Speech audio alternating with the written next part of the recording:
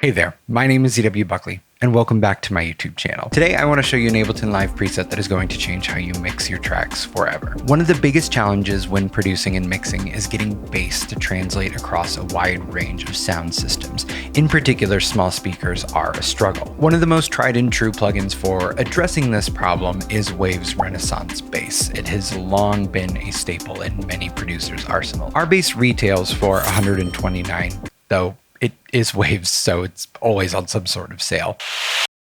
Nice! Don't get me wrong, it is well worth whatever price you do pay for it, but there is an Ableton Live preset that will do the exact same thing for you. So here's how the rest of the video is going to go down. First, I'm going to explain to you what RBass and these types of sub-bass enhancer plugins are actually doing. Then I'm going to show you the Ableton Live preset that does the exact same thing. Finally, I'm going to show you different ways that you can tweak that preset beyond what's possible with RBass. So let's jump in. So how does RBass and these types of sub-bass enhancer plugins even work? Well, here's how Waves describes it on their website. Based on psychoacoustic studies into how ears perceive bass, Renaissance Bass creates harmonics that convince the ear it's hearing deeper bass than what actually exists. Okay, so while that copy is accurate, it's not entirely explaining what's going on here. So let me give you the TLDR. So if you're a longtime viewer of my YouTube channel, then you might remember last week's video in which I used an EQ to draw a resonance out of field recordings. At first, I drew forth the fundamental and a whisper of the note was there, but we didn't quite hear it. But when I used the remaining bands of the EQ to add harmonics above that fundamental, we were finally able to hear the note.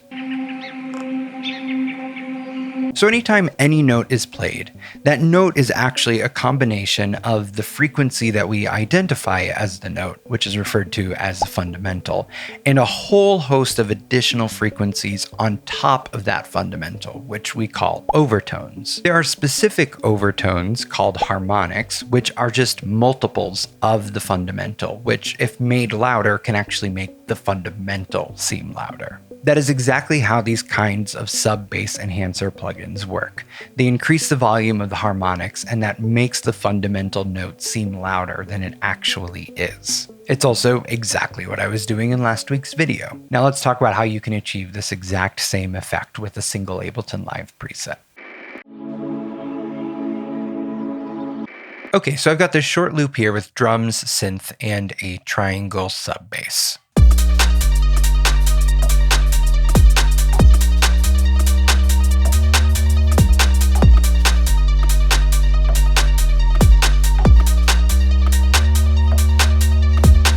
Now the bass is a little weak in the mix, even despite how few elements are going on in this production right now. So I'm going to grab a preset called Sub Boom and place it on the bass. If I play it as is, it'll be a little too much. So we're going to make a few adjustments. First, I am literally going to dial back the wet dry to 5%. Then I'm going to turn off the filter. Now the most critical part of getting this to behave like RBass is to tune it to the key of your song. In my case, that's G minor, so I'm going to set this to G1.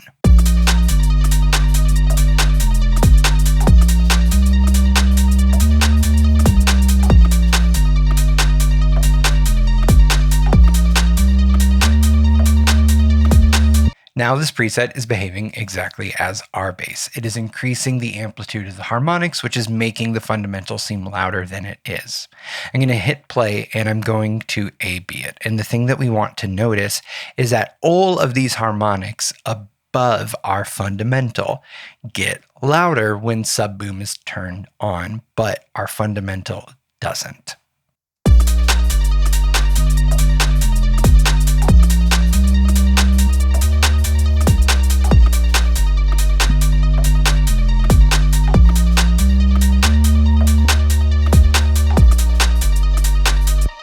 And when using a plugin like this, the big thing that you want to note is making sure that your input gain is relatively matching your output gain. It's part of the reason why the wet dry on this thing is at 5%, because it's going to, of course, seem louder if we just make it crazy louder, but we want to be using proper gain staging wherever we can. So you should keep it relatively the same. Plus, that's what makes this effect so cool. I'm not dramatically increasing the amplitude of my bass overall, but I am getting a boost in perceived loudness. Now, let's move on and talk about some ways that you can use this beyond what is capable with plugins like RBass.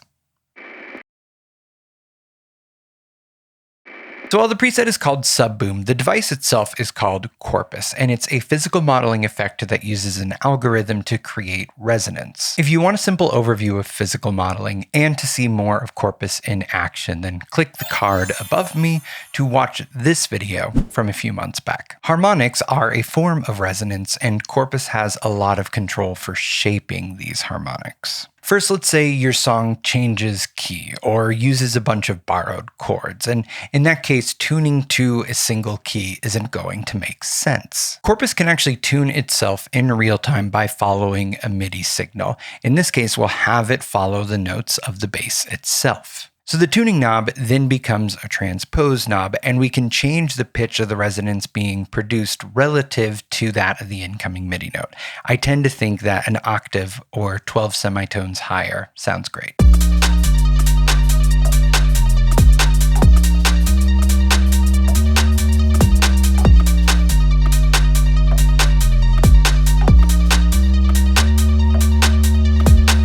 Physical modeling is, of course, based on modeling physical objects, so the tone of the harmonics are going to change depending upon the model that you are using. So let's change beam to tube, and then we're going to adjust this XY controller to change the decay and the radius to see how it affects the sound of the harmonics.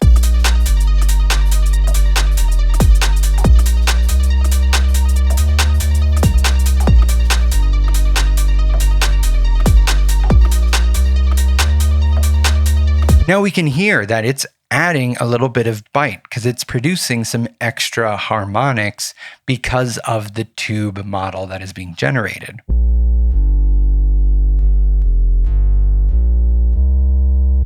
Versus without.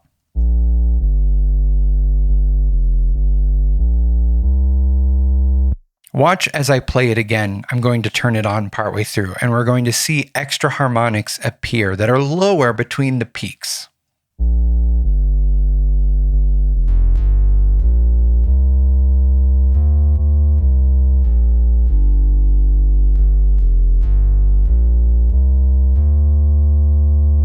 You can explore the different models to create different tones depending upon the needs of the bass that you're applying it to. It's also going to unlock a whole bunch of other controls, again, depending upon the model. But if we play this against our dry triangle bass in the mix, the difference, though subtle, is pretty darn clear. The bass is more present and the bass is more audible relative to what it is just dry.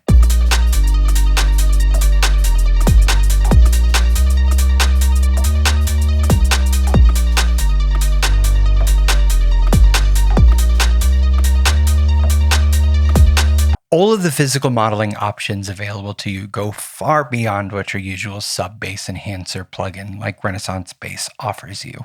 And all of that with just a single Ableton Live preset. And that's $129 saved right there. Thank you all so much for watching, and thank you for subscribing. I just crossed 5,000 subscribers last week, and I have said publicly at the end of pretty much every video that my goal is to hit 10,000 subscribers by the end of 2025.